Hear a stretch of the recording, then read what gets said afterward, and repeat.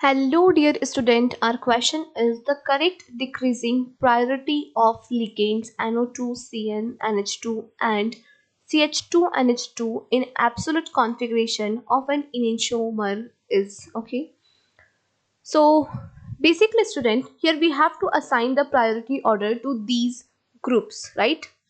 तो अगर हमें इन ग्रुप्स को प्रायोरिटी असाइन करनी है तो सबसे पहले बच्चों हम क्या करेंगे, यहाँ पर जो ग्रुप्स दिए हुए हैं उन ग्रुप्स के फर्स्ट एटम का एटॉमिक नंबर कंसीडर करते हैं। ठीक है, ये है NH2 और यहाँ पर है CH2NH2।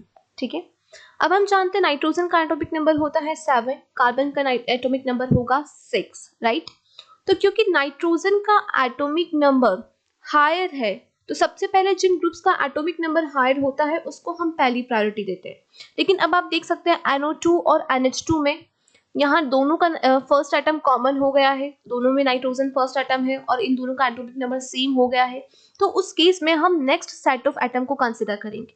नाइट्रोजन के बाद हमारे पास है 2 ऑक्सीजन और यहाँ नाइट्रोजन के पास हमारे पास है 2 हाइड्रोजन।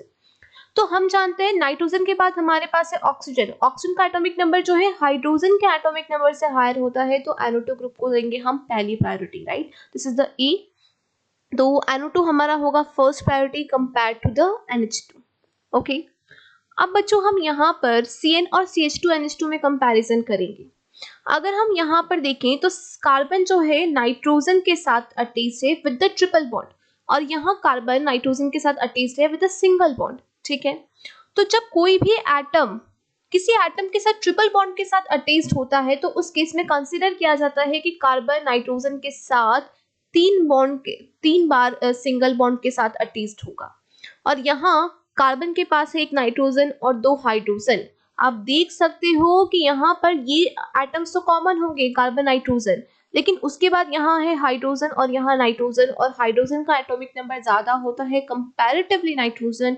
तो बेसिकली हम Cn को ज़्यादा प्रायोरिटी देंगे compare to CH2NH2। This is the priority order sequence of the following groups and you can see here that NO2, NH2, Cn and then CH2NH2. So option A is the correct answer. Thank you.